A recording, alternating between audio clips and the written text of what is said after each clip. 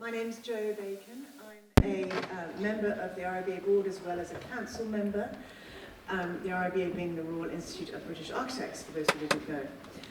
The Royal Institute of British Architects is a global professional membership body driving excellence in architecture, serving our members and society in order to deliver better buildings and places, stronger communities and a sustainable environment.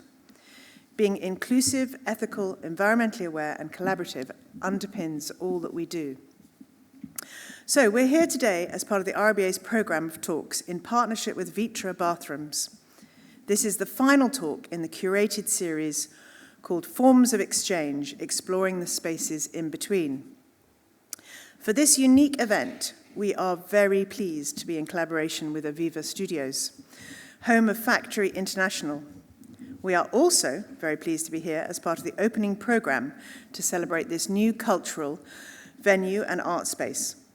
And last, but certainly not least, with the world-renowned architect Ellen van Loon of OMA, who designed and realised the vision for this building, a project which will supercharge the dynamic of the cultural landscape of Manchester.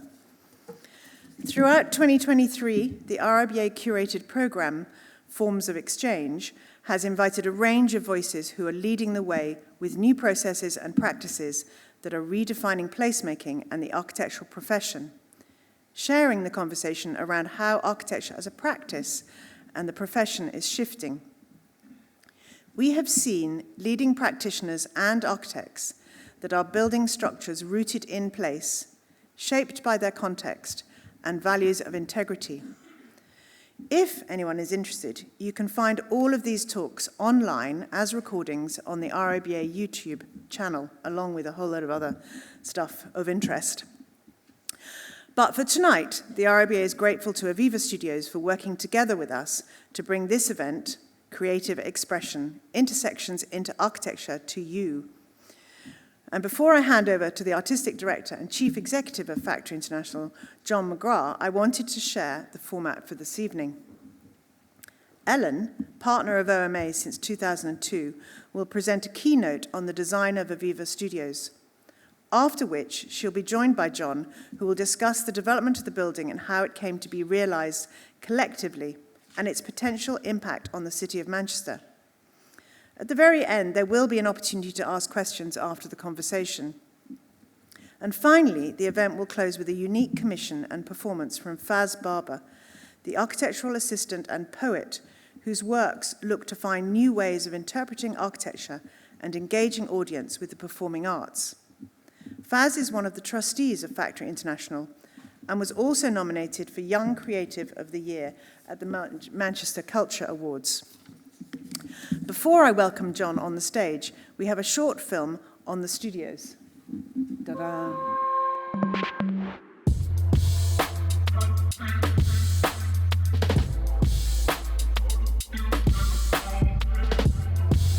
This is a space where the imagination can really run wild. It's a big invitation to artists to think about the impossible and think about the things they've not had a chance to do yet. This venue was born out of a festival of complete new commissions, a festival of works of scale, and the design of the building, speaks to that. Flexibility, I think, is the most important thing when you design a performance building. It's a continuous performance space where by just moving a few walls or a few seats, you create a completely different environment in a split second. The whole space turns into something different.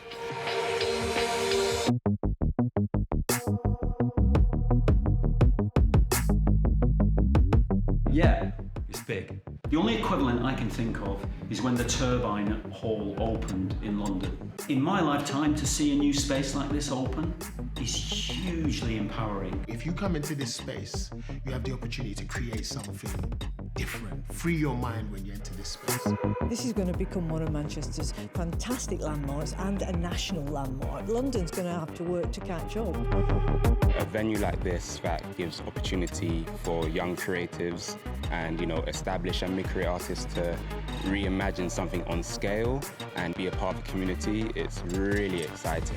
As much as there's going to be lots of international artists and big names coming in to exhibit their fantastic work, I think it's also a really great opportunity for local people to be part of that, to upskill and to see the scope of the things that they could be creating.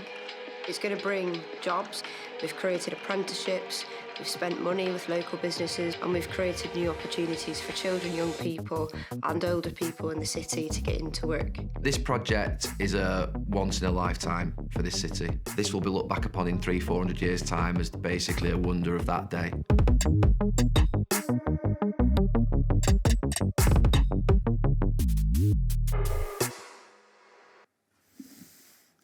I'm excited, and I'm pleased to welcome to the stage John McGrath, who's led the vision and strategy for this new space as we sit in here this evening.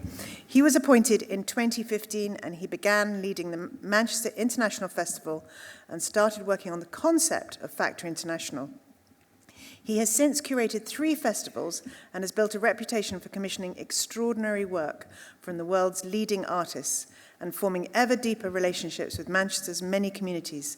Please join me in welcoming John to begin tonight's talk. There you are. Hello, and again, welcome everyone to Aviva Studios. It was very nostalgic to be watching that film that we created when we hadn't finished our building and to be sitting inside a thing that sometimes in those images you saw there as a model and even as a dream. But here we are in the reality. I have the most extraordinarily exciting job in that I get to collaborate on a daily basis with some of the world's greatest artists, whether that's Yoko Ono, Idris Elba, Danny Boyle, Laurie Anderson. My joy and privilege is often to go with them on the journey from the very beginnings of an idea for a show or a work or an exhibition, and travel with them right until the realization of that work. And I can say that there have been some really memorable and really beautiful journeys that I've been able to be part of in curating those works for Manchester International Festival and lately for this space. But genuinely, one of the most extraordinary creative journeys I've ever been on is the one that I've been on with Ellen van Loon, who is our key speaker tonight. In 2015, Ellen and OMA came to us with their idea for a building that we could create together, a building that would put at its heart an offer to artists to do things that they'd never dreamed of before. To create a space where we as a festival, who are used to producing work all over the city, everywhere from abandoned warehouses to tower blocks to huge auditoria, could invite artists to do all of those things in one space. And unlike some of the spaces, and certainly the outdoor areas that we used to do the festival in MIF, at least in here, it wouldn't rain. So OMA came to us with their concept of the building that we stand and sit in now, which was one that actually at its heart is very simple. A huge L-shaped space that you can split in different ways in order to make the offer to artists and to audiences feel different every time you enter. You're here now watching a traditional view of this stage, me talking, Ellen talking, but a few weeks ago you would have been watching Danny Boyle, Ez Devlin and Boy Blues' Free Your Mind, where this world was transporting us really into an AI reality of the future. So this place is a place of dreams, and the person who was at the heart of making those dreams possible was Ellen.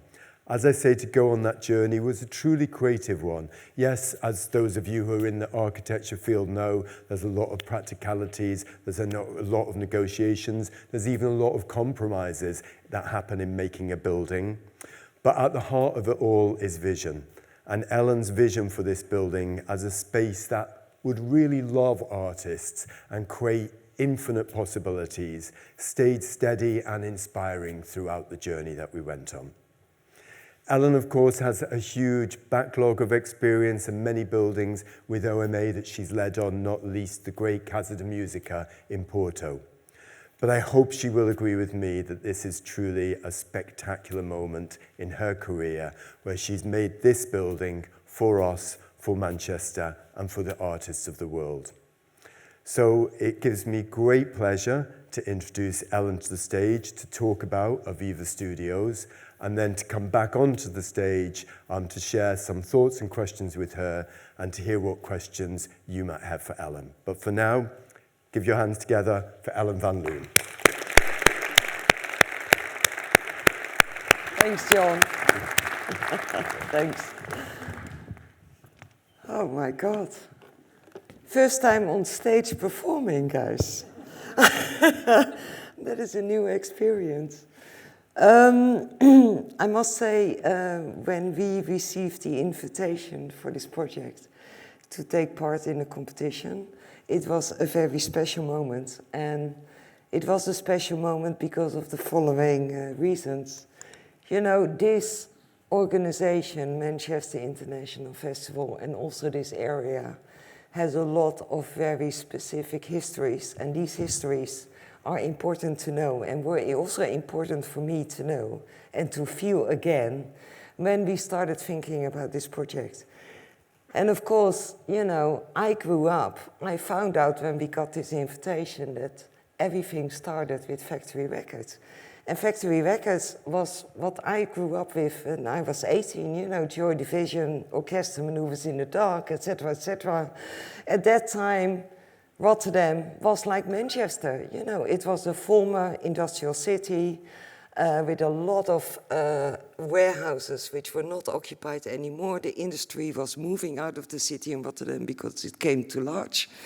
And all the new creative energy started in these lost spaces, invisible spaces, almost kind of underground world. And that is also the basis where we are here. So here you see the three characters, Tony Wilson, we all know. Peter Saville was also part of Factory Records. And Peter Saville actually went along with us on the tour. I was very interested in talking to him in the beginning of the process to also get a real feel, because of course when I was 18, I was not in Manchester, I was in Rotterdam. So I was quite curious, you know, what was that history, how did it all came across. Peter Saville, of course, later on in the project also was involved in the whole graphic and the identity for Factory, because as you can see here, he is the most fantastic graphic designer who did a lot of very nice covers for the vinyls in that time. And of course, there was also this moment of the Hacienda Club. I don't know if you all know that, but that was a kind of initiative from the same group of people. And this Hacienda Club, I found this was designed by Ben Kelly. And I also asked Ben, yeah, how successful was this Hacienda Club? Now, yeah, of course, at that time, you can imagine young people, they had just bright idea, they pushed the boundaries, they started the club, but at the end of the day, the club also went down on not very good side effects, as we all know what that might be. But anyway, I did, since I knew about Ben, when we started doing some fit-out work, for example, the social on the lower levels, I was quite interested to set up that collaboration with him again for this project. Anyway, so the other history is, of course, St. John's, the area we are in, which is a former industrial area. I could say the area when we started the competition looked more or less like this. It was, of course, an area with a new redevelopment plan made by Allied London, but this is more or less how it looked. And on this side, we have several important buildings. We have, of course, in yellow here, the Science Museum, which is, of course, currently in restoration. We have the Bonded Warehouse, which is basically the brick warehouse next to us. And we also have the Granada television studios. And what is very nice, I think, in the current development, that all these buildings all stay, and they basically keep at least this kind of character that was so special about these areas in this area. And these buildings are actually also really used. So it's not just decoration, but it's also, the studios are still used and all the other spaces too. Anyway, so here you see an image of the Science Museum. You see there's a lot of infrastructure in the area. On the right side, you see a kind of utility building.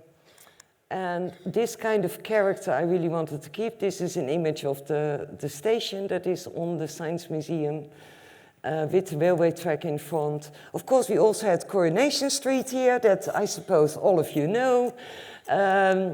The bonded warehouse, which was formerly called Aviva Studios, is now used as a kind of a flex working space. And of course, the Granada TV studios.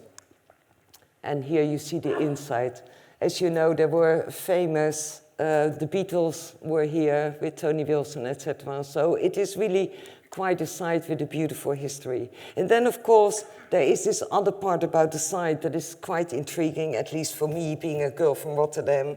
You know, this city, this infrastructure that was once built to make this work as an industrial city is still there, and to a large part also defines really strongly the character of this place. Now, in the middle of that, so where this red spot is, that is where we were invited to do the competition for. And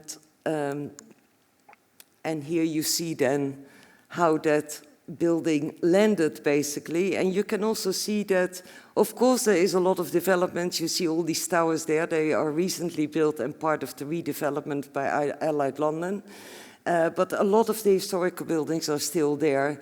And the factory fits in there. And what for me, and here you see the view actually from the viaduct, how this building basically merges into this industrial environment.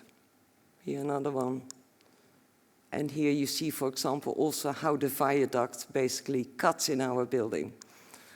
So what for me was really important, because of course there was quite a lot of redevelopment going on in Manchester. And for my view, it all became a little bit,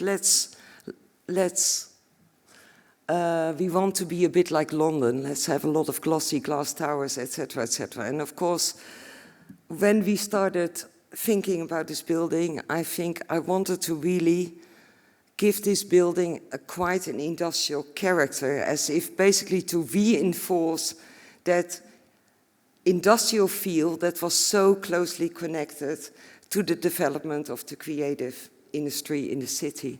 And this was one of our first reference images, as you can see. And this is really what we had in mind. So when you see the building on the outside, we used very simple industrial materials. And we did not only honor the materials on the famous brick warehouses that everybody honors, but also the later industrial buildings that had very simple corrugated facades. And this is the materials actually we used on the building. So here you see the towers on the backside of the building. They look quite industrial.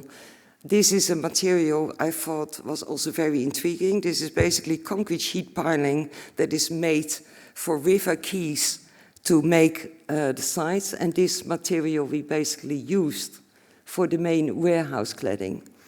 And then you see, and then on the backside, you see the transition of this concrete box to the theater, using again quite simple material.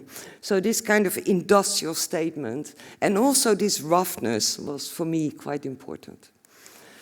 Anyway, back to the collaboration with Manchester International Festival, because that is how they were called when we started.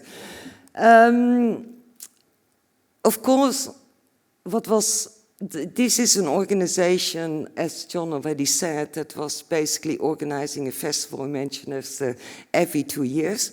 And in order to do that, they basically did things in found space. I call that found spaces, old warehouses, wherever space they could find, they did performances. This is one performance, for example, I joined in an old warehouse.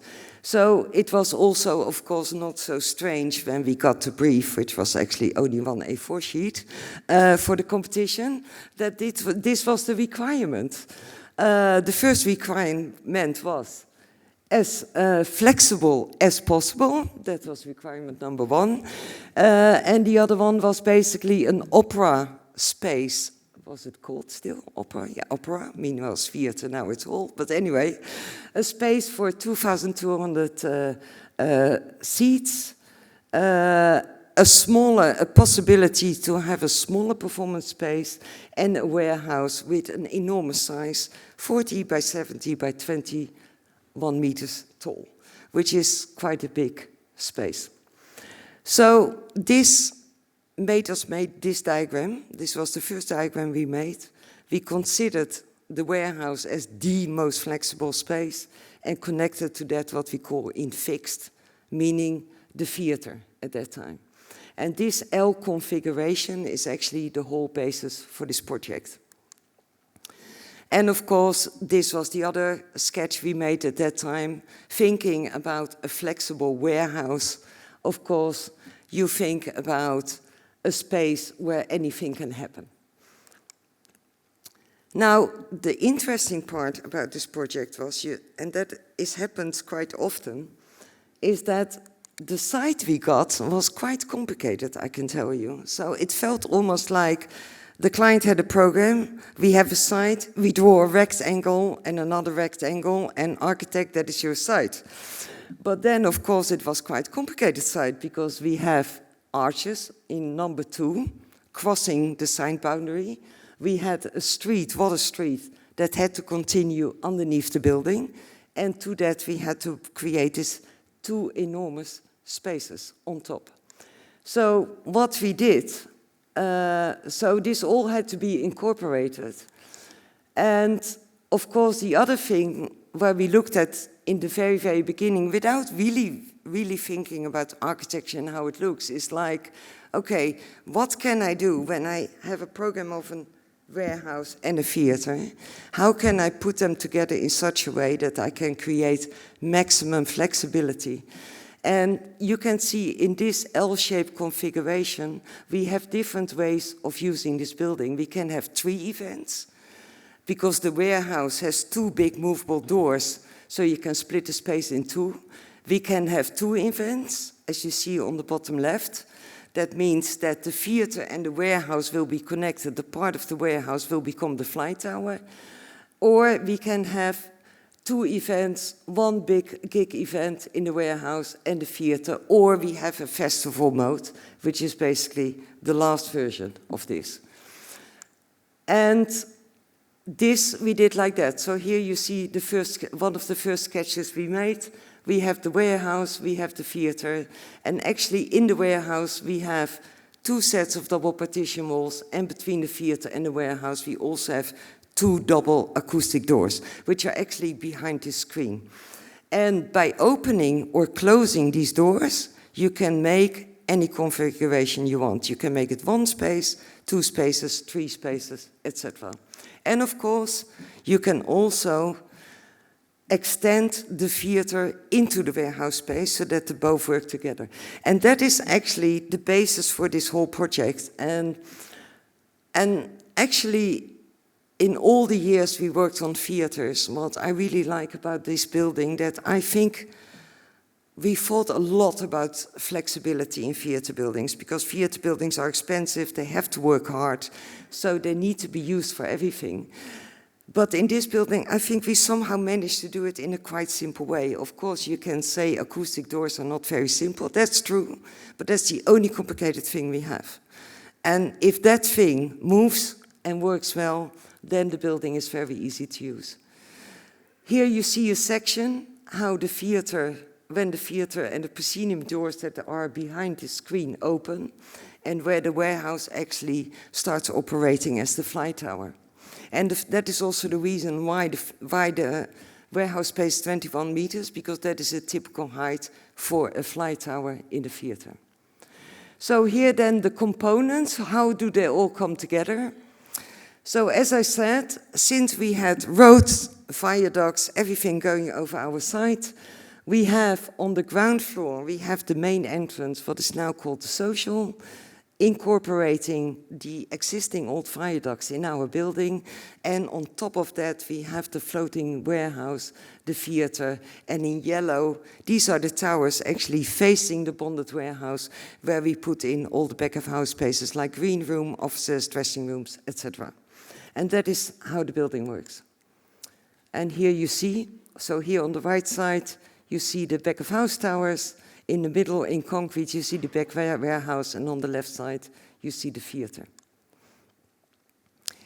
What, of course, was also quite important, because you can imagine this whole viaduct is, of course, a beautiful piece of architecture and historical monument. But, of course, it was a barrier on the site at the same time. So what we wanted to create on the ground floor was really a social space where you could enter as public from any side you want. From Grape Street, which is now closed but will be in the future the main access to this building, an opening to the water side, and also a connection through the arches to the Science Museum. Because I really believe when culture institutes start working together, they both benefit. And that is what we want in this building. So this ground floor is really, for us, a kind of mixing chamber. It's also a place where everybody comes together. In this building, we don't have a separate artist entrance, we have no separation, and in the space downstairs, I can tell you at the opening, it was amazing that Danny Boyle was sitting there, S. Devlin was sitting there, everybody was sitting there, public was sitting there, and everybody sits there and mingles in the same space. And that is so simple when you look at it now, but at the same time, we really discussed it, you know, can we really do this? Does this really work? Because there's hardly a performance building where this really works. There's always this separation between the performers and the public. And that, I think, is really a great quality that we achieved here. Here you see the plans of the building. This is the main entrance from Grape Street. And here you see the whole undercraft. Of course, by lifting the whole warehouse and the theater up, we created quite a big covered space. And I'm going to be very honest with you, I was quite nervous about this space during the design process. Because as an architect, when you think about covered space, you also think a bit like, ooh, that might be dark. That might be not very nice space at the same time. But as it turned out, and of course, I'm very happy about this, it is a very pleasant space. And what this complete on-the-craft covered area also gives Manchester, and that we saw in the last festival, a really nice covered space. Because in Manchester, I never go to Manchester without a raincoat. It always rains here. You're very lucky today, but this is an exception. So during the festival, the whole outdoor area, there were bands playing, etc. And it didn't matter if it rained or not. It just continued. The social space, as I said, the space where everybody comes together. And at the same time, nobody bothers each other. It's a really, I was sitting there today again, 3-4 hours. It's really, really a very pleasant space. The warehouse, so the warehouse box here, you see it in section, the middle thing lifted up. This was our idea.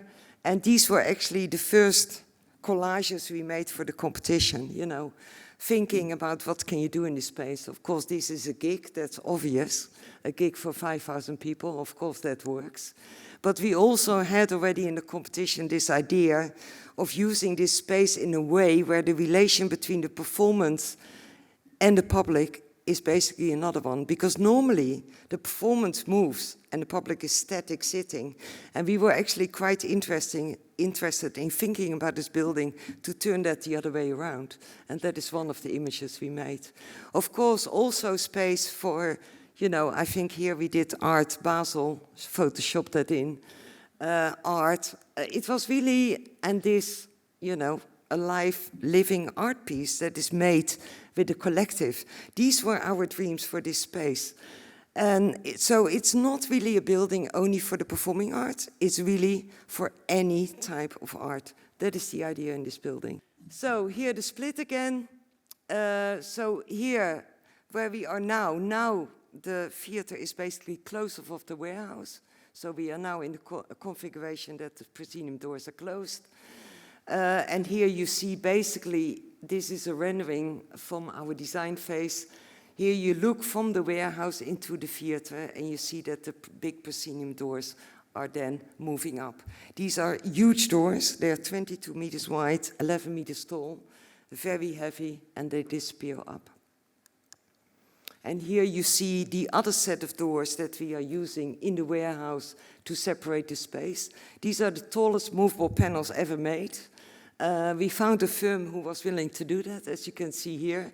And here you can also see a little bit, there's a guy trying to move a panel that gives you some sense of scale of this big warehouse space. The whole warehouse room is, of course, what I call acoustically a dead room. So it has 30 centimeter rock wool acoustic absorption all around. This is, of course, needed because there was a strong requirement that they want to do gigs with 110 dB at 63 hertz. These are seriously sound levels. And with this insulation, we basically designed this kind of pattern. And in one of the walls, you see we have round windows, and these round windows actually create a view connection between the dressing rooms, the offices, and the green room, and the performance space. In the whole warehouse space, there are a lot of big doors, because it is a warehouse. So this is a space where a truck needs to come up, drive in there, does his thing, and drive out. So it is really quite a utilitarian space.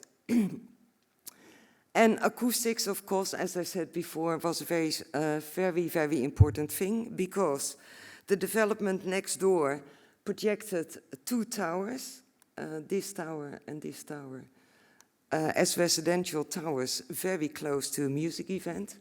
And as you know, in most cities, this kind of music events, they have to move out of the city because they don't have a building where they can keep the sound in to maximum 45 dB with an open window to the exterior space.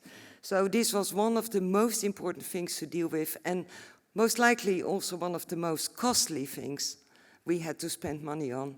But the nice thing, I don't regret we did it, because what is the benefit of investing in this is that a cultural institution like this can stay in the city and doesn't need to leave into the suburbs.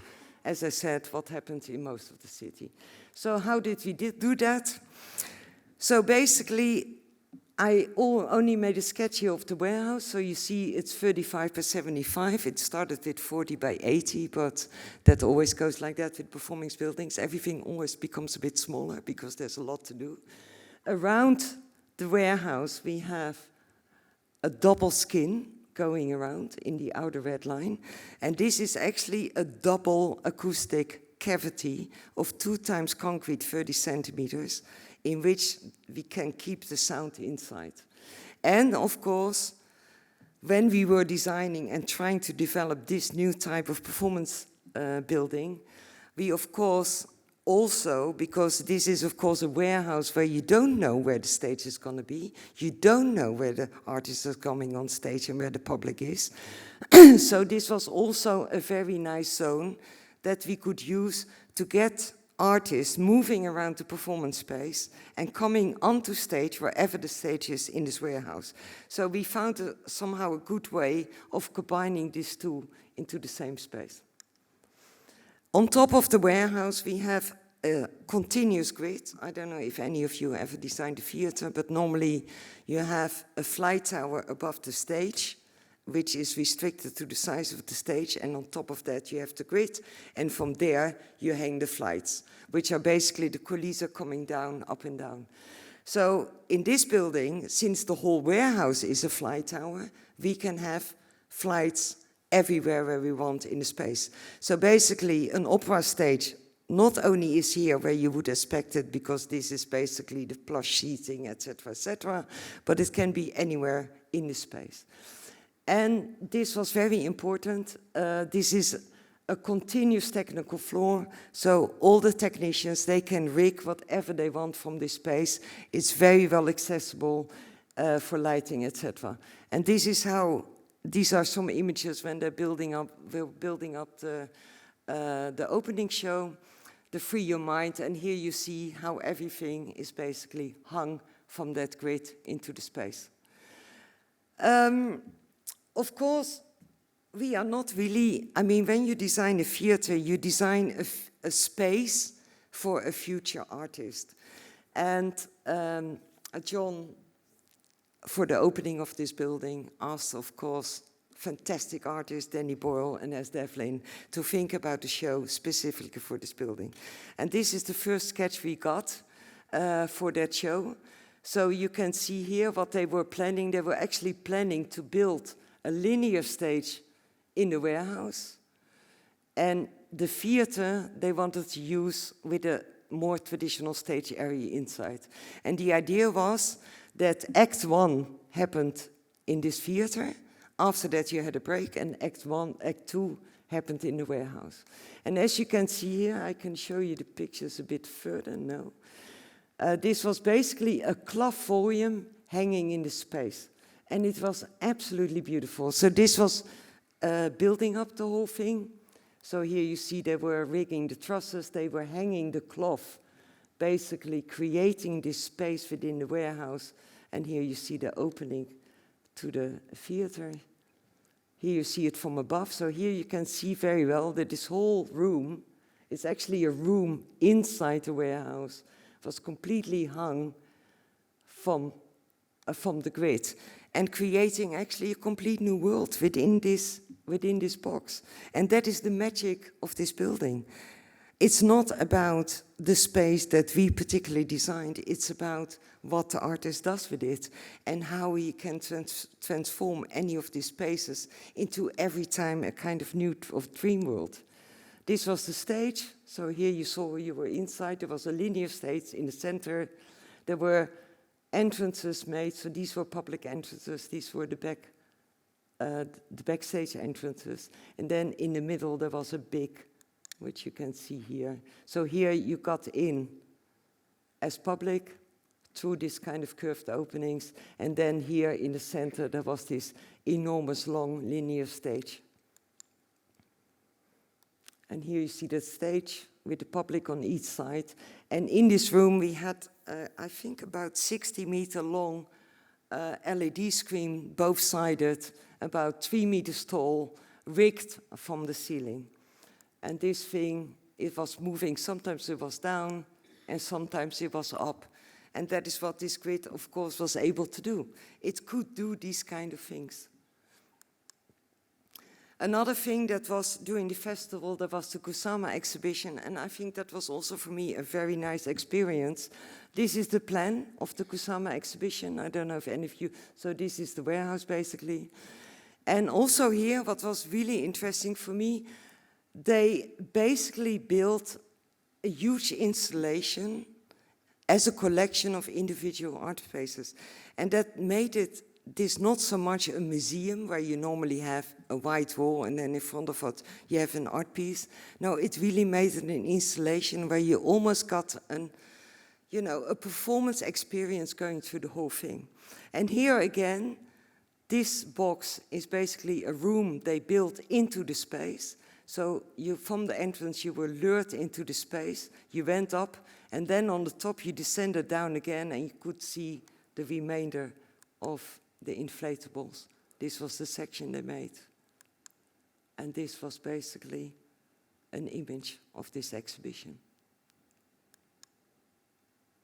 And then a short story about the theater. This was the rendering we made, or the rendering is more collage, I think, from the competition.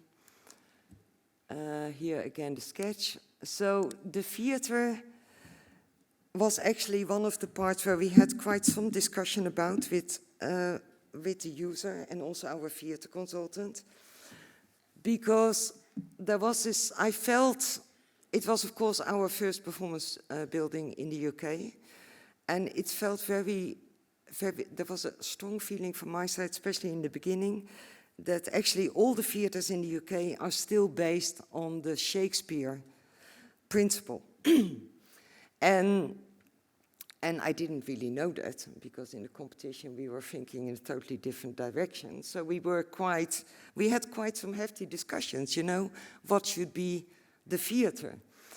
And after long discussion, I said, I think you have enough Shakespeare theatres in this country. Maybe we should do something new. And I proposed that we do a theatre which can feel as a traditional theatre. We even have an orchestra pit in here, and you're sitting now on the stalls, etc.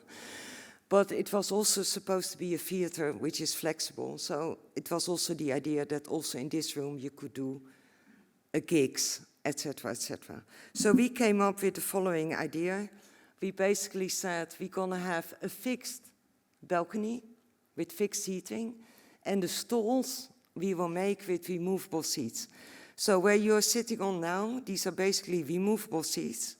So when there's a theater, of course, these seats are most of the time in place. But when there's a gig happening or any concert here on the stage, this can be all removed and basically change into flat floor. So here you see that again. The balcony is strongly curved, as you can see. That also gives, I think, this kind of intimate feeling that a Shakespeare theatre has, because it is about the curve that you feel when you're on stage, you're surrounded by public, and then here you see the stalls below. And then here in section.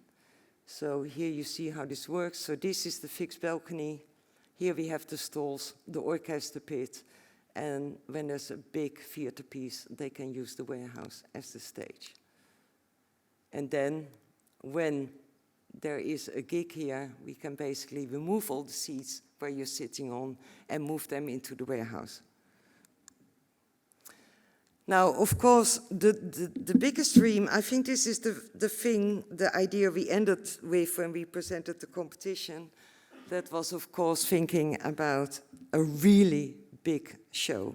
And our inspiration was actually a thing we saw in the Ruhr Triennale once. In the Ruhr Triennale, where they also do basically a festival every 3 years. There was this fantastic stage made with gondolas. And the beauty of this scenery was actually that the stage was so deep that you really felt real perspective. And this is the collage we made. And that is also what we wanted to do with this building. Because we had the advantage that here in the back, I have the big warehouse. So I have 35-meter depth stage.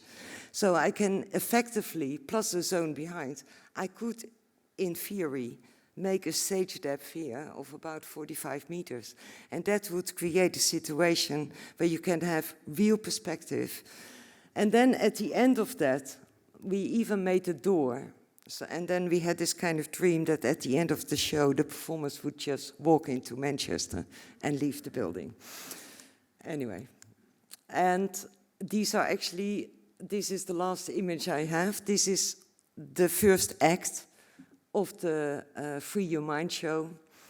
And here you can see a little bit or grasp a little bit what I had in mind with telling you about this kind of depth. This was not even the full depth, because you know these kind of people are very good in creative depth and it's not really there. But you can imagine when this stage has twice the depth, it's almost like you're looking into a performance that is happening in a city on a public square. And yeah, and that was basically where I ended. We still need to see it, so I hope John is programming something very quickly that we can see this alive. But anyway, this was my story on the building.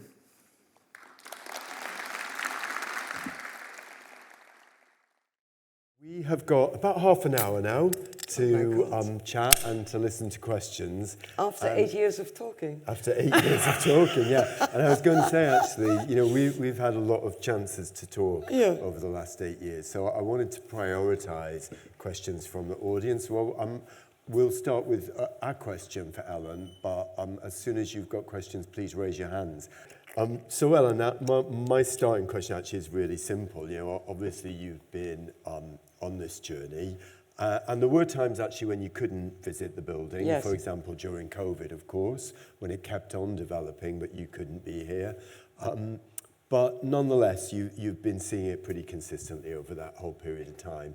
And then we opened it and had the party and saw the show, and you went away, and you come back today to a building that's now operating and Yes. running. And what are your feelings, and what do you notice? And is it as you expected, or does it feel different in any way?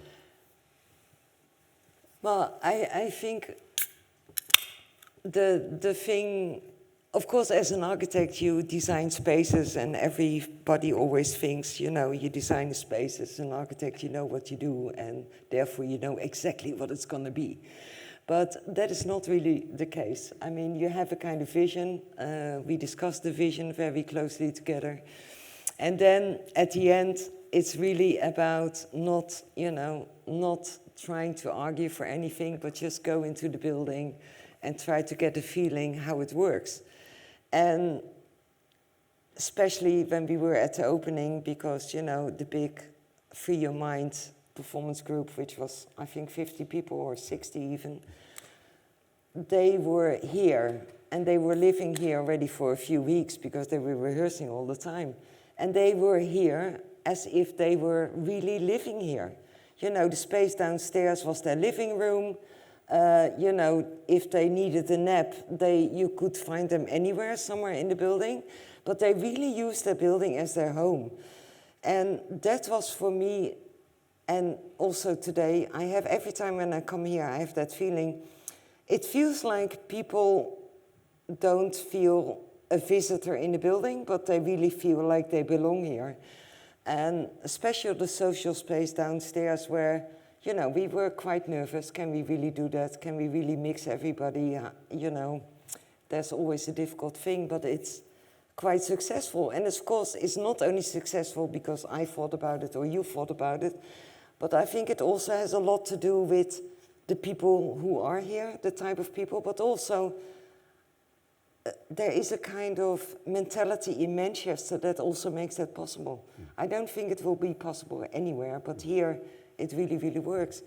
And yeah, that is what I love the most. And of course I see things happening. Today there are 2 huge trucks, 80-meter trucks coming along, trying to get into our truck lift. Then I'm going out and see how that all works, etc. Because of course that doesn't happen every 5 minutes. So of course I'm looking if everything works, you know, did we do it right? Is it functionally right? But it's really more about the feeling. It's about the feeling. And then I sit downstairs, I see you guys, the technical guys, and everybody's talking to each other, and I was like, how is it going?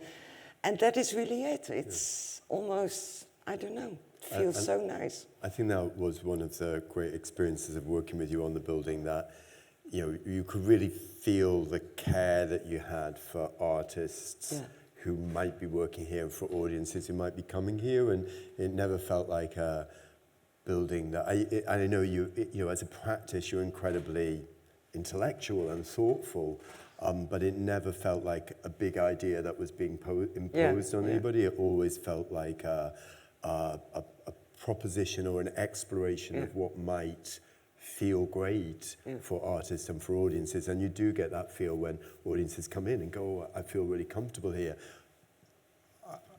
The artists, I mean, I've never had such an easy job as inviting artists to work here, because whoever it is, and there's some extraordinary people come around the building to take a look, they just all want to sign up right away, because the spaces feel exciting to them, but also, I think, embracing. And that's, I think, a really remarkable that achievement. was, of course, for me quite a tense moment, I must say, seeing Danny Boer running around here, and I was like, oh God, I hope he likes it. I mean, maybe he just hates it.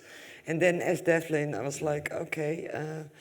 And then I saw them downstairs and we started chatting, and then that was a big relief, you know, that artists really like it, because that is also where you do it for. And also that the building is an inspiration and not just a box like any other box. And I hope that this space, because it has other opportunities, etc., also is an inspiration for new developments and new pieces of art.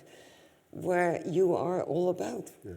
And that is artists from all disciplines. Yeah. I mean, some of the most extraordinary reactions we've been have been from visual artists as well, who come in. I mean, they're a big problem for me because they sort of take over Sean the has a building. big problem now because after the Kusama exhibition, everybody wants to come here with the art But exhibitions. it's actually, it was even before Kusama, coming into that warehouse. The only problem is they all want it for like huge, long periods of time to put on the show it's for. not possible. But we had a question. Yeah. Hello, hi, I'm Hafi, I'm studying MA Architecture and Urbanism at the Manchester School of Architecture. First of all, thank you so much for your talk. The design process was very beautifully explained, very insightful and informative. So I just had a question regarding outside Aviva Studios, where you talked about the covering and how that kind of gives protection from the rain during festivals and stuff.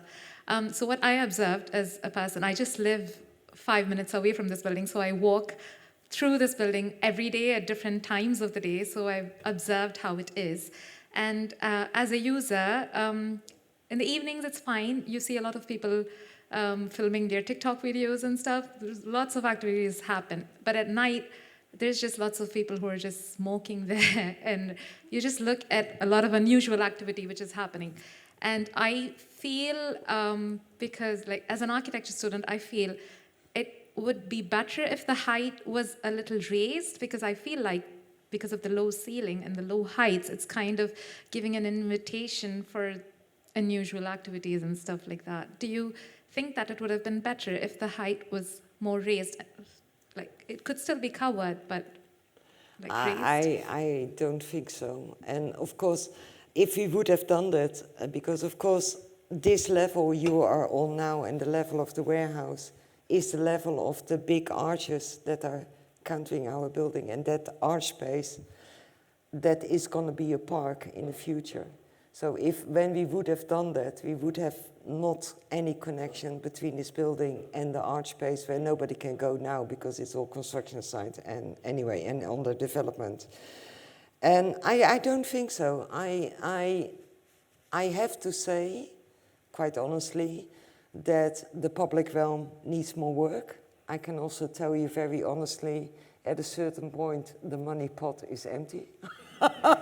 And that happens in this type of buildings, So I was also talking to John today, and in many other performance buildings, I remember when we opened Casa de Musica, there were 2 spaces on the square that were empty. We had a restaurant on the top that was empty, there was nothing. And it took another 5 to 10 years to basically finish those spaces off. And because that is how it works. These type of buildings are really expensive. And as you all know, the newspapers were quite elaborate about that, how expensive it was. But, it is a space that needs more care and needs more things to happen. I totally agree on that, to be honest. But I can't say it's unpleasant. I mean, we both like it quite a lot. I love that space. We had a wonderful event a couple of weekends ago where we had a street art festival over a weekend, and just seeing, how those outdoor spaces, and in a way that kind of industrial feel of them worked well for that world of street arts. But I do think, as well, as Ellen says, it's not just that the space will develop itself, but this is part of a planned development of this neighbourhood. One of the wonderful things that has happened is the opening up of the River Irwell, of course. A lot of people didn't even know Manchester had a river, but it does, and it's called Irwell, and it's outside our door. And I think as at the moment, we're now quite separated off, and there's a lot of building works between us and Deansgate. But as that area starts to open up, I think what you'll see is a flow of people coming down to the river from the Manchester side. We're starting to get them from the Salford side and across the footbridge already. And I think you'll get the kind of flow that you get, say, around the South Bank Centre in London will start to happen in those spaces. And then I think what you'll see is that the different feels, some of them more urban, some of them more industrial, some of them more open, and river focused, we'll start to feel like different alternatives and different creative propositions. So we shall see, watch this space, and we'll see where we're at over the next I couple think of years. in a year this whole exterior space will look very different, because then most of the construction is done.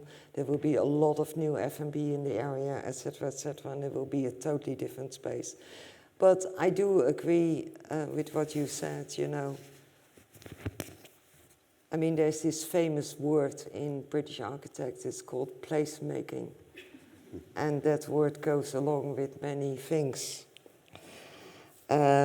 which everything has to be neat and pleasant, etc.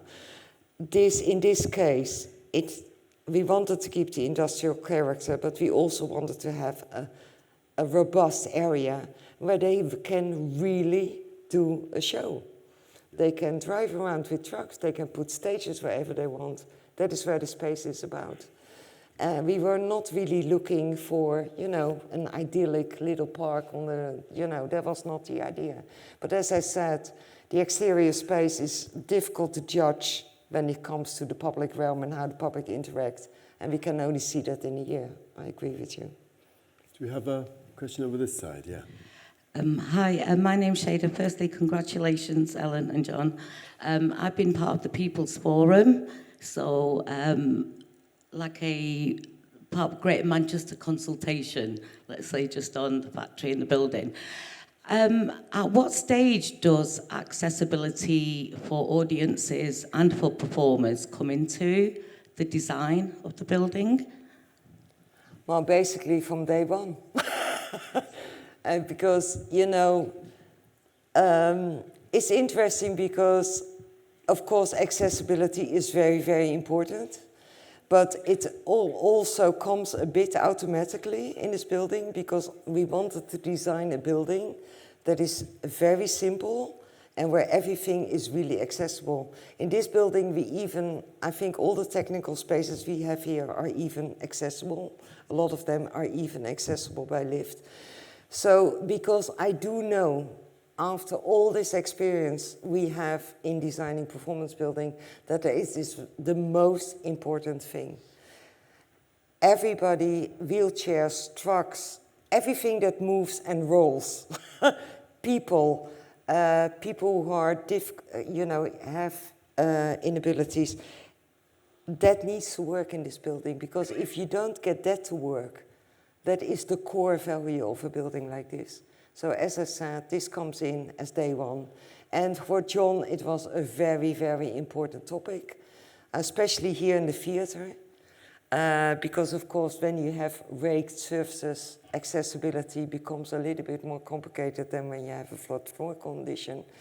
And John was very, very adamant, and I thank you for that you were sometimes more adamant than I was, that, you know, people in wheelchair can sit at every single position where another person can also sit. So he can sit in the stalls, he can sit on the different levels on the balcony, and can have therefore exactly the same experience as other people.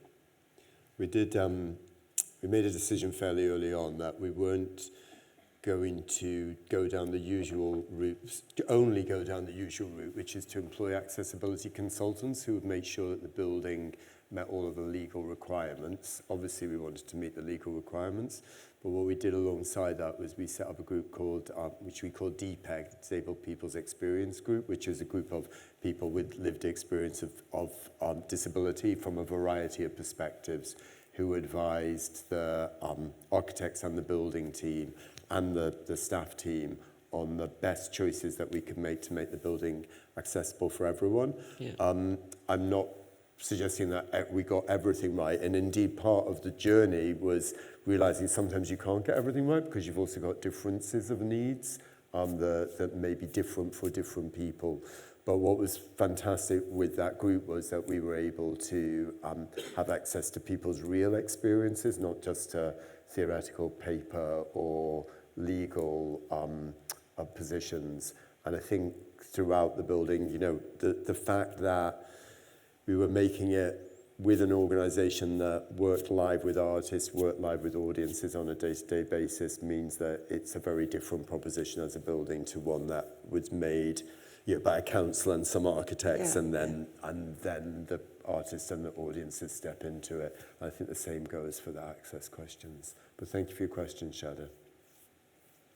Do we have another question over here? Yeah. Hello, I've got the mic. I'm an architect, but I'm not going to ask an architectural question. Thank God. Exactly. I'm sure you've done everything in your power to do the best job you can. Yeah. And I think you've done a dream project for you, probably. So I'd just be interested to know, I think that I'm a music lover, and I think this venue gives the opportunity for music gigs to cross with performance. So I just a simple question, both of you, who would you love to see perform here? Go for it. I actually never thought about that, because I was always thinking about everything. I mean, as I said, I don't know what piece it is. I also don't know who the performer is going to be. I want to have the Opera XXL here. That is my only... No, because I cannot say who it is. Because it is, I mean, of course, when we operate this Opera XXL space with my deep stage with perspective and walking into Manchester, that needs to be a collaboration at the end of the day, and it needs to be made for here. So I can't see a name. I can't say a name, sorry. But I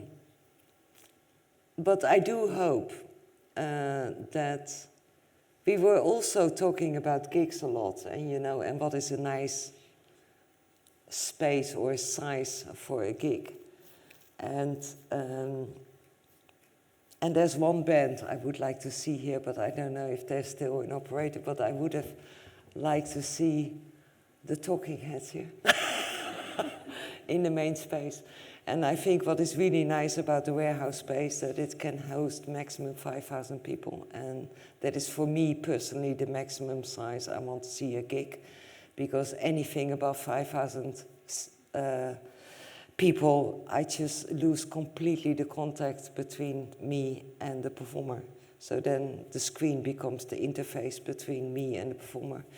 So, so if I would see the Talking Heads here, in that space, I would really go back in time. I would really love that. But I don't think I can promise you a reunion. No, no. But I can say that, if you associate one name with the Talking Heads, that's definitely someone that we're talking to. Good, so, good. And for me, I mean, I get asked that question all the time with the festival, and it's hard to answer. It's hard to not answer because people think you've got a secret. But as I was saying before, certainly, if I had to choose the three, I can't tell you what their names are, so you can just guess. If I had to choose the three visual artists that I would most like to invite into the space, they've all been here and they all want to work here. In terms of music, we were planning that the very first performance on this stage would be by Janelle Monáe at the beginning of the festival, and she postponed her tour to Europe. So that's someone that I would like to see finally step onto the stage. Although I have to say that we ended up with the first performer on the stage being Angelique Kidjo, the great African singer, and that was very beautiful. And she worked with 3 Manchester artists to also share their work and do duets. And she actually, I don't know if you know this, Ellen, but she stopped the performance to talk about how great the venue was. And it was it wasn't, we're not asked her to or anything. She just decided to make this speech, and she literally said, this is the sort of space that artists dream of. So she became my favorite musician at that point. And then the last one that I would say, because we have announced this, that actually one of the other great joys of this project has been the relationship that I've been honoured to have through the journey with Laurie Anderson. Yeah. And Laurie Anderson did our groundbreaking ceremony in 2017 where she created this little ceremony where she stood in the car park that we're above now and played on her violin and made But she had this thing in her mouth. this harp, this electric harp in her mouth, and made this odd but beautifully surreal speech about the 21st century. And then has since then been working on a show for us, which will happen in autumn next year. And the interesting thing with Laurie, because she got really close to building, was she started off with a project that was going to take over the full warehouse, and then she decided one day that she wanted people to sit down and see it and not wander around it, so it moved into this space, and now it's got the wall up and it's going a full 35 meters.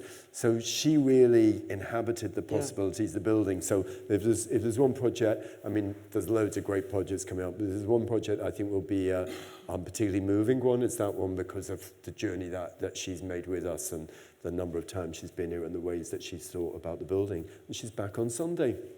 But it's crazy because during the opening I was talking to her team because they were here too. Yeah. And they were still talking about the warehouse. Yeah. So in the meantime it changed completely. Changed that was interesting.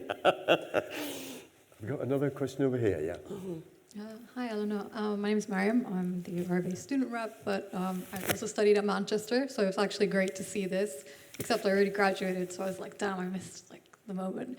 I just wanted to say, I came in and I was absolutely blown away. I just wanted to go to the bathroom really badly. So I went in and suddenly I'm right under these arches. Yes. And I was like, I don't know, as a typical architecture student, I was absolutely fangirling and took a video to show my friends about how amazing the bathrooms are. I recommend to everyone. Because you see like this kind of old part of like Manchester and then this new building, and I feel like that's literally the essence of Manchester, this old meets new. So, and I just think that you did this across the theme of the building with the materiality and then the old and new and then the collages that you kind of invoked that kind of spirit. So I was just wondering, the materiality part of this kind of old meets new, what made you go into something more contrasting rather than something more, I guess, that would fit in more? Personal preference, I completely hate pastiche, so I love this contrast. But, I'm just curious about kind of that choice.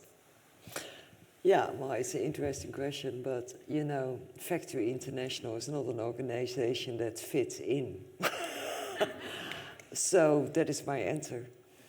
And that was very clear for me, It's an organization that does not fit in. It's an organization that pushes the boundaries. In that sense, I think we were on the same page with each other. And it had to be a statement. It had to be a statement for me, for the organization, but also in the, let's say, the more commercial urban development around it. It just had to be. And that's why it is in contrast.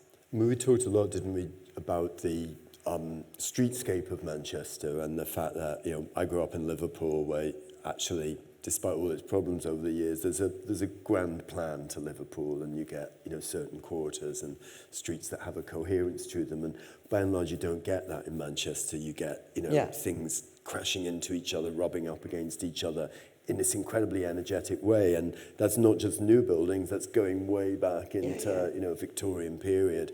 And so the building itself, with these 3 volumes, the tower, the warehouse, and the theatre space, is in some ways like 3 buildings crashing into each other. It's a bit like an eclectic translation of a typical street front that you see in many streets in Manchester. That is what it is. But at the same time, for me, it was also important that it was a statement, for you as an organization, and especially also in this environment. So as I said, they don't fit in. I did not fit in, so the building does not fit in. That's basically the simple answer. We did also think it'd be nice for people to have beautiful toilets as well. So yeah.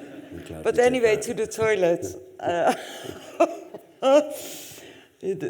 During the opening or the festival, I think, they had a DJ party in the toilet room. So it is a performance space. Eventually, it became a performance space. I think we've got the next question here. Thank you. My name's Steve Roman. As an oldie, I Are do you like older than I am? much. I do like the Victorian Edwardian architecture, but I also like the modern architecture. Initially, when the project was first moved, I thought, this is going to be a white elephant. But now I know, having experienced several events here already, I know it's not. And it's culture for the future for other generations than mine. I can't stop raving about the building and its possibilities. I was a bit surprised, though, that the first requirement of the 6, I think, was so it could house opera. And I'm just wondering, because I'd love to see a large-scale opera like Aida here. Do you have any plan to have an opera performance? For anybody who's not from Manchester or the UK, there's probably a sort of background to that question, which I don't know if anyone knows. There's also been a lot of talk about whether the English National Opera would move to Manchester. You're right that was in that original statement, but it was something that we then talked about quite a lot when we came on to talking about acoustics, because we first and foremost actually wanted a space that would be able to do the kind of interdisciplinary work that the festival does. And historically, actually, even going before my time with the festival, when it has done things that it's called operas, actually they've often not been natural voice. So the work that Dame Norman did, for example. So in working a lot with Ellen and the extraordinary acoustic consultants that she brought in, Levels, who have just been heroic, we talked a lot about exactly what the acoustic in this space should be. And we haven't set it for a natural opera voice in terms of the raw acoustic of the space. It's not as flat as the acoustic we've designed for the warehouse space. It's got a little bit more bounce in it, but it's not a natural opera level, and that was a choice because of the variety of other things that we want to do. We have got in here, one of the actual really interesting journeys during this was the way that acoustic technology developed while we were working on the project. So the degree of being able to create a naturalistic sound world for many different kinds of need really developed exponentially over the 8 years that we were working on the project. And in here we have a sound environment created by D&B, soundscape system, which has a whole sort of spatial sound element to it, which means that electronically you can make it sound like almost anything, either supernatural or super futuristic. And we are, talking to our friends at English National Opera at work that they might do here. However, we're talking to them really about doing work that fits with our mission here, which is to create new things. So it would be about leaning into the part that they, as an opera company or other opera companies, might do that's really imagining new possibilities. And they're very excited, actually, as our other opera makers, about the space. So I think you probably won't get a lot of the canon here. You might get something that's, a real intervention in the canon. But what you will start to see is opera companies making what they imagine opera might be in the future. And interestingly, they are as interested in that warehouse space, because in a way that, they've got places, opera companies have the Colosseum or wherever they have that provides the stage space, but they never have the warehouse space. So we're looking at both, and you'll definitely see opera being reimagined within the space, maybe more reimagined than staged classically. So that was a very long answer, but Ellen, did you want to talk about opera? No, I just want to say that traditional opera buildings are very restrictive in use. I mean, I know we did quite a lot of, competitions on existing opera buildings that had to be modernized, and you actually could not move. It was backstage, side stage lighting, everything was very difficult. You had a restricted flight tower, so the flights could only be in a certain position. And I think, I agree. If I would be think about an opera, I would be very excited about the warehouse, because that is it's a dream. You can have flights everywhere. You can even have flights behind your audience. And that, I think, is the next step in opera, which traditional opera buildings can never, ever do. And I do have to tell you a small secret. When we did do the competition and we were thinking about Opera XL, I was thinking sometimes about these classic operas, you know, where horses come on the stage with carriages and there's a lot of sound. And so there were a few dreams like that, but maybe that happens I'm once. sure a horse will come on stage before Horses, long, elephants, we if have a not nice tonight. big door there in the back, so we can have many things here. Have we got another question over here? Yeah. We've got this one, a couple here, one over here. It's all right. People okay if we go on a little bit longer? Yeah, great. Let's do that little group. Natasha. I'm a Part 1 architectural assistant in Manchester now. And I found it amazing how you've presented everything and how you've came up with this revolutionary idea of a warehouse in the city of warehouses. My question is, why have you placed the exterior of the building, like the most distinct part of the building, facing the back of the city? Was there any sustainable strategies involved? Or as though it's facing the ring road, do you see that as a limitation in the future of the building? Thank you. Sorry, I don't understand your question. So when you say facing, for you the most interesting part of the building is facing the back of the city. Are you talking about this elevation here? Yeah, like the exterior of the theater, is the most distinct part of the building from my perspective. And I'm guessing you live in Manchester, not Salford, yeah? I live in Salford, actually. Okay. So for me, it's facing the front. But Yeah, so it's the front of Salford if it's the back of Manchester. But in terms of what the elevations were, and how that works with the site, what were some of the choices that you were making? Yeah, to be honest, the way we positioned the volumes, we had that actually from day one already in the competition. And you might think that the most interesting shape should look at Manchester, but in this particular case, between the city centre and this area, I have this whole zone here that continues in that way. I have an array of industrial buildings, starting with the bonded warehouse. There's a few buildings in the back. And because of that, I wanted to actually continue that type of building. And that is the reason why the towers are to that side, the warehouse is in the center, and we ended actually to that side, the water side, because that was the side that nobody was very interested in, I think, when we started developing here, as the site where we put that. But I like all sites. They're just different. I don't know. Certainly from my perspective also, we talked really early on actually about not wanting a building that people came to take their pictures outside of. We wanted a building that people came inside of. And actually this isn't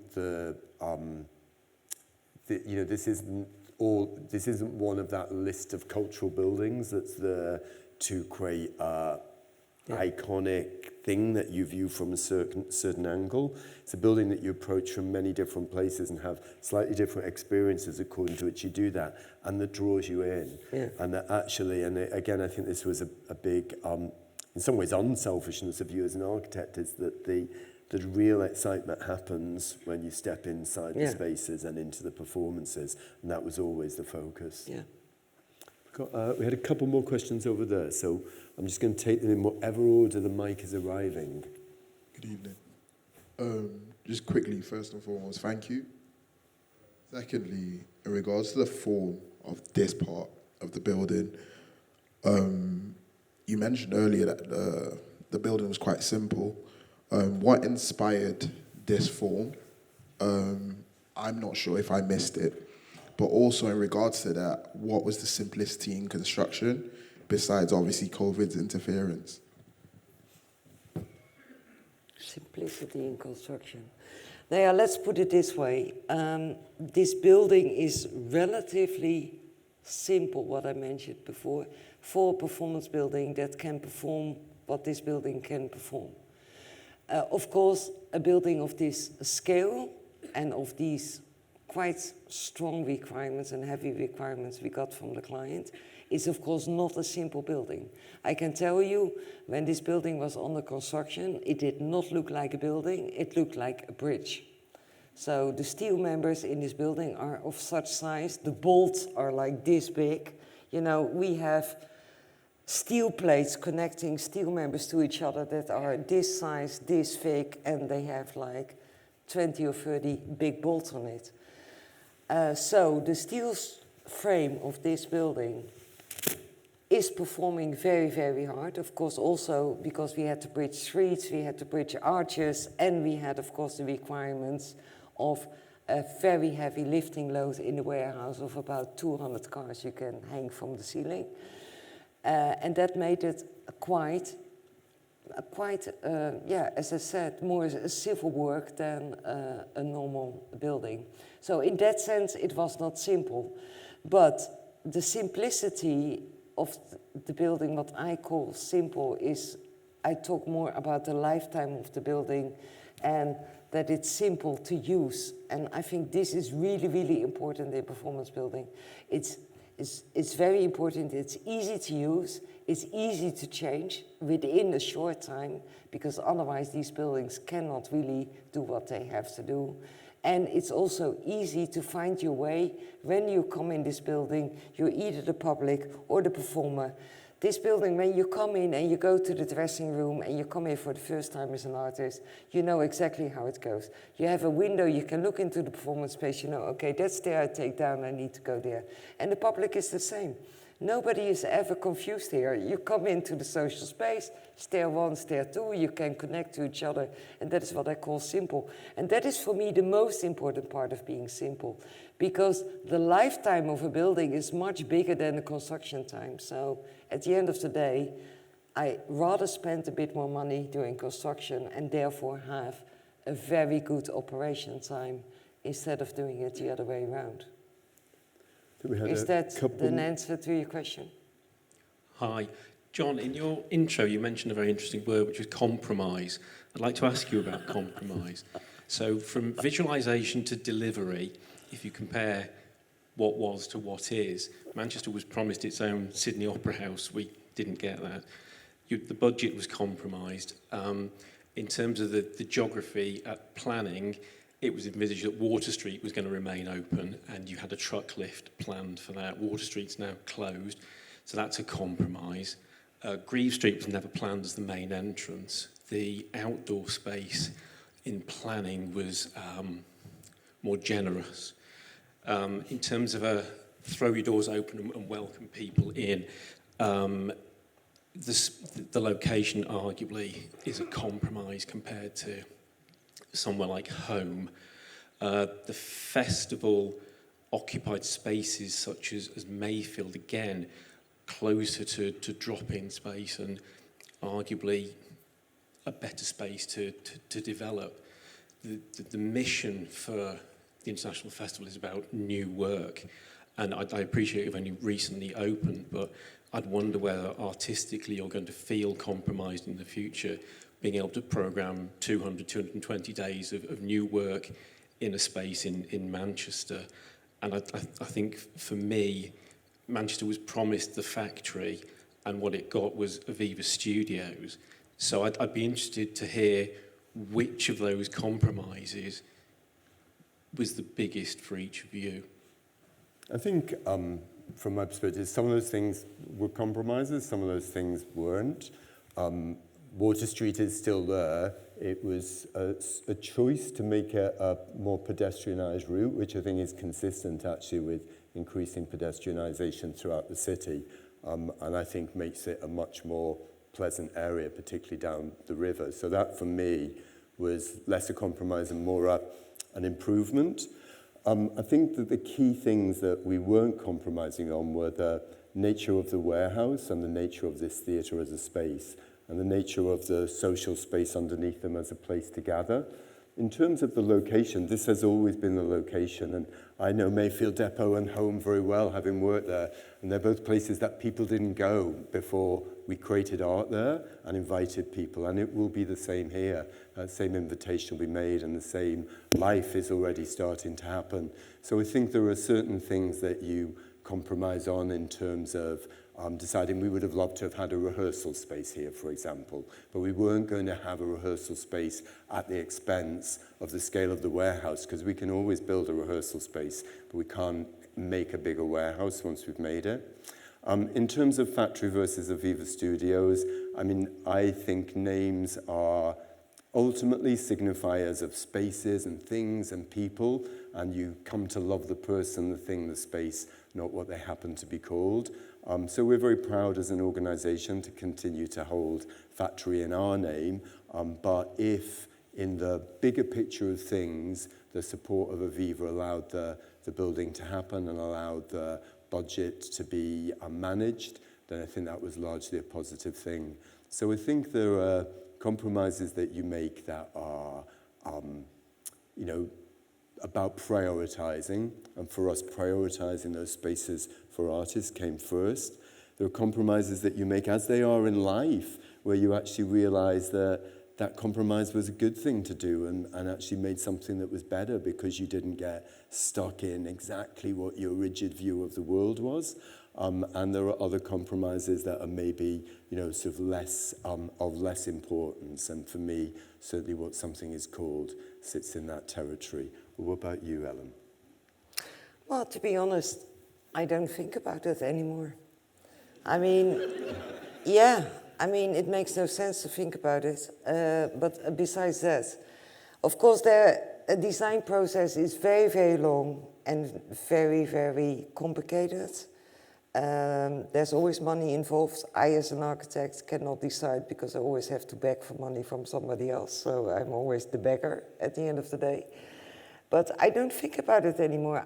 To be honest, I think when you just finish a building, you think about compromises. And now I think, like, it's bloody amazing we got this built.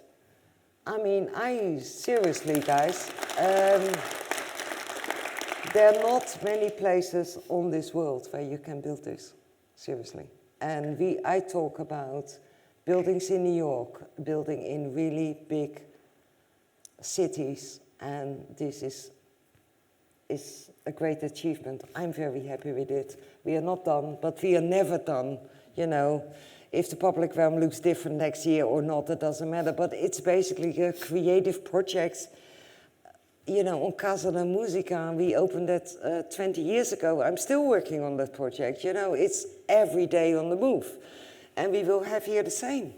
You know, it will develop. And I think it's also nice that you have a building where still things can be added, still things can be improved. That it's not like, you know, this perfect artwork where it just stops. No, it is, for me, it is a building that keeps on going, developing. And as I said, the most important things, the warehouse, the big structure, the strong structure that can really do what it needs to do for performers, that is there.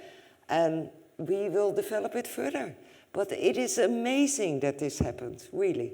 Sorry that I say that as being the architect of this project, but after the opening, you go home and you're a bit like, okay, I worked on this 8 years, and then you start to reflect a little bit more, and you start thinking, you know, what other projects I'm doing currently. And then I really thought and said to myself, it's amazing that this worked.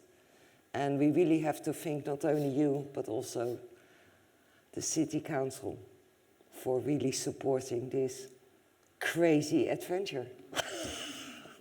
I think we're going to take one more question, and then we've got our final performance. So if there's somebody over this bit, because we haven't been over here for a while. Yeah, we've got... It's so nice, guys. I never get so many questions. Question here at the front. It's fantastic.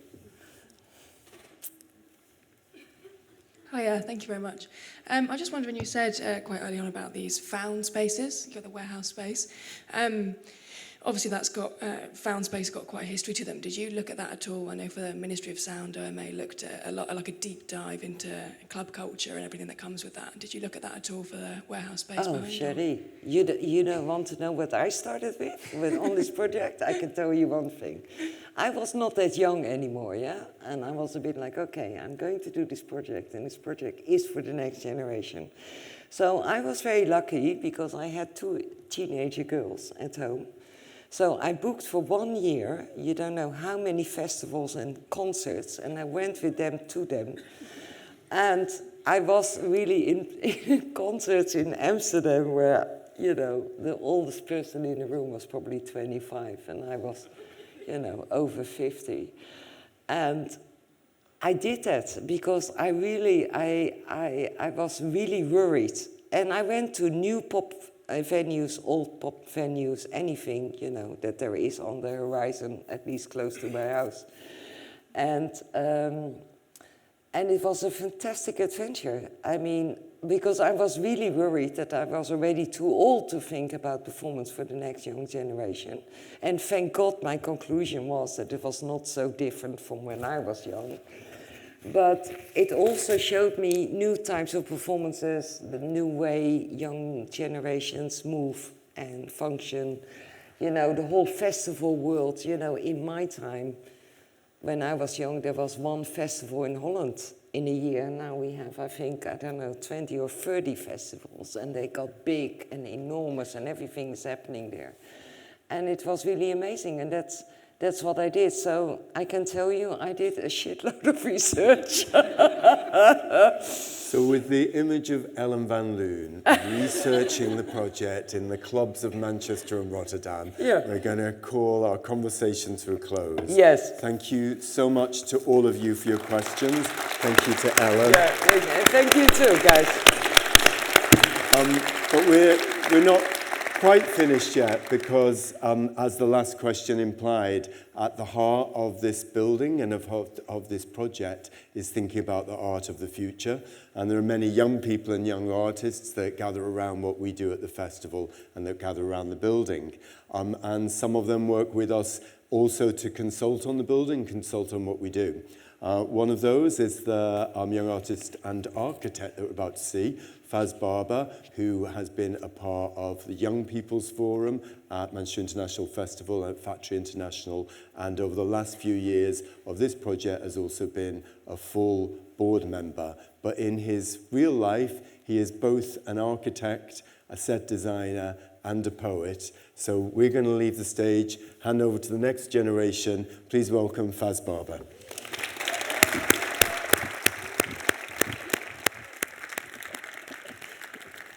Oh, thank you, John. I'm just going to quickly correct him because since it's full of architects, I'm actually just done my part 2, so I'm not quite there yet. Starting my part 3 in January, hopefully, so nearly an architect, John. But the rest is all true. This feels like a massive crit, oh my days. Okay, so, yeah, as John said, for someone like me, that this is an amazing opportunity to have been involved in creating being part of the creation of this space and this building. And when I got asked to do this small gig, I wanted to write something new that kind of showed gratitude towards that. So the first piece is called Spaces Like This. Spaces like this weren't for people like me. I don't eat quinoa or drink matcha tea.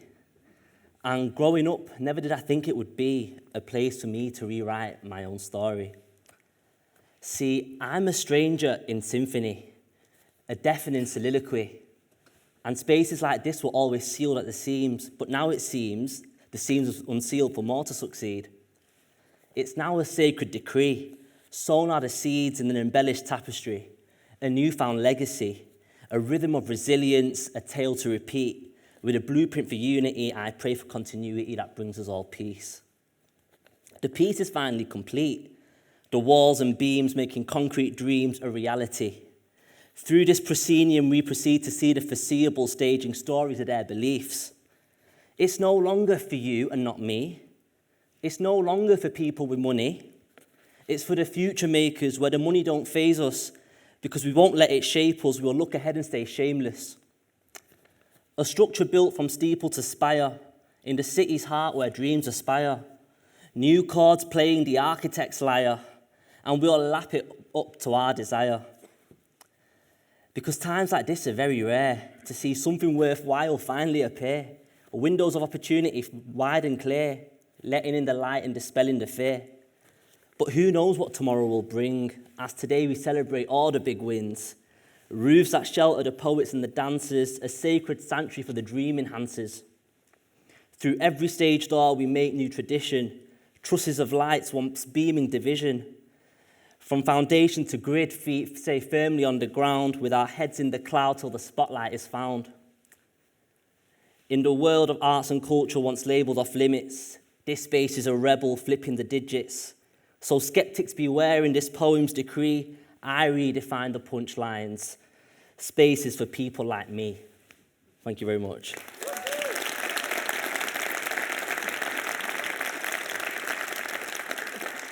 So, this second poem and the second and third poem really kind of explores what my interests are with merging poetry and architecture within the everyday together. So I'm really kind of interested in what that fusion looks like.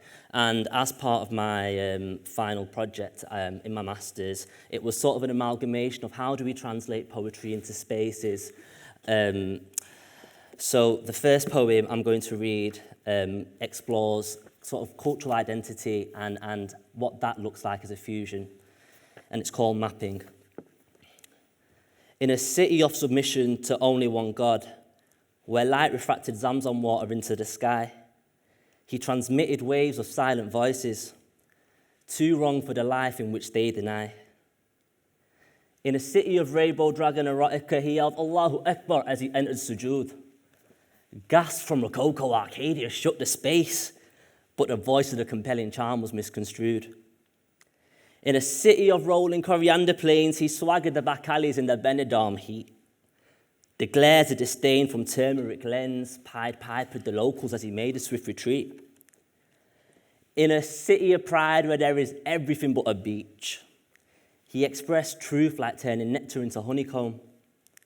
Scranning biryani and dancing to Bangla beats, unlocking the door to mum saying, get your ass home.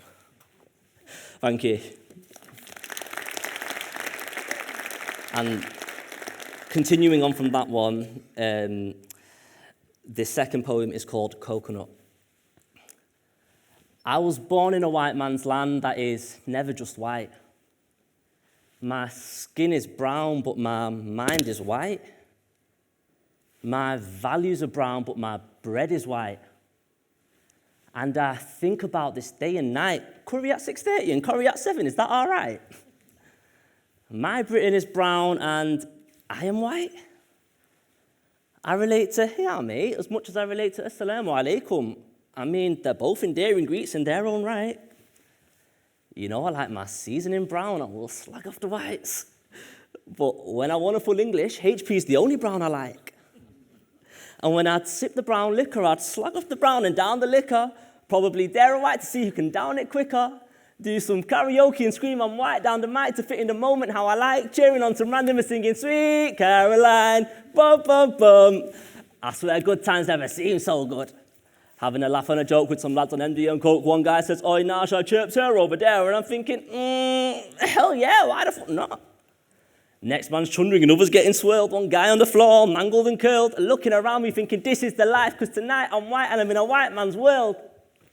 Then I get in the taxi saying, yeah, mate, take us home, will ya? And when I look up in the mirror, I see the deep brown eyes of my long-lost brother. My sister, my father, and my great-grandmother. He asks me how my night's been, and I say, Alhamdulillah, bro, it was a lovely evening, with a big grin on my face, even though I've been disbelieving and deceiving. And all of a sudden, I feel the whiteness leaving. And without moving his lips, he tells me, you're brown. He says, your skin is your armor and your heart is your crown. Your color carries self-respect, integrity, and honor. So why throw that all away for the life of a goner? Thank you very much.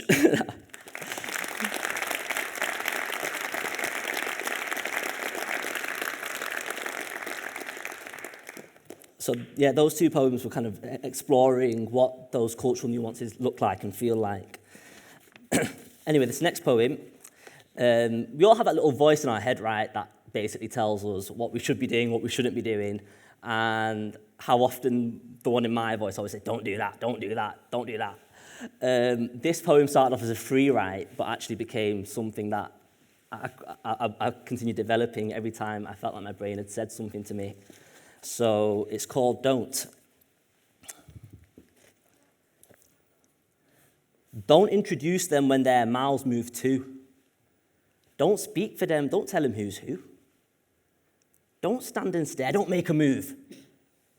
Don't draw them out because they ain't Blue's Clues. Don't lie to those that love you, don't skip a prayer for a rendezvous. Don't squeeze the bag, just let it brew. Don't dim your light, don't blow the fuse. Don't say you're right when you don't have a clue. Don't film yourself when you're getting nude. Don't show respect if it ain't shown to you. Don't run around those rude rooms. Don't pin your eyes like voodoo. Don't be celibate. Let them seduce you. Don't judge the joke. More fool you. Don't idolize. Don't reduce you. Don't take the bite of the forbidden fruit. Don't cry on clothes unless it's boo-hoo. Don't drive too fast. You can cruise too. Don't roll it up. Don't build a zoo. Don't walk a mile in their soiled shoes. Don't run away. Don't let them lose. Don't lie to yourself. Don't twist the truth. Don't stay away. Don't leave your crew. Don't share the post. Don't express that view. Don't anesthetize if it don't numb you. Don't say yes to them. They don't even want you to. Don't tread on ice. Don't slide on through. Don't take on tasks you know you can't do. Don't change the track when it's halfway through. Don't clap your hands after a number 2. Don't forget your past. Don't dig your roots. Don't break the bank when you break for 2. Don't get a takeaway at home, there's food. Don't talk dirty, you know it's taboo. Don't let them tell you how to be you. Don't call for help, just see it through. Don't glamorize their point of view. Don't terrorize, you know they want you to. Don't break, don't forsake, don't hate, don't assimilate, don't go astray, don't eradicate, don't celebrate, don't meditate, don't fornicate, don't escalate, don't penetrate, don't pay, don't stay, don't lay, don't delay, don't repay, don't convey, don't dismay, don't sashay, stay away, stay awake, stay insane, stay in dean, stay in vain, stay in shame, sail away, sail away, sail away, sail away, sail away, sail away, till tomorrow comes, just sack it off for another day. Thank you.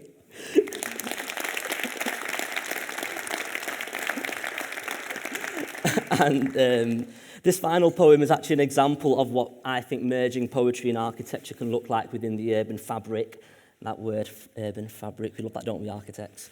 I wrote a poem that is actually going to be embedded on Albert Square outside the town hall on a cast iron drain. You can catch that in like 2025 or whenever that redevelopment's getting finished. Let's hope it doesn't take as long as this one. No shade. And this one was written, I guess, on behalf of the city. I wrote it on behalf of the city to anyone who ever stops. And I guess it's an example of what an everyday performance looks like within the everyday. If you're circling the drain, just know we feel your pain. But better days are coming. I swear you'll see them again. Just look around you. The hope in our city is yours to regain. Manchester's here for you, our kid. So long may your spirit remain. Thank you very much.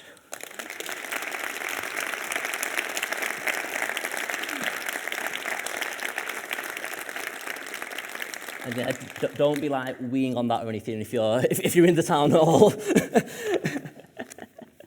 All right, thank you very much.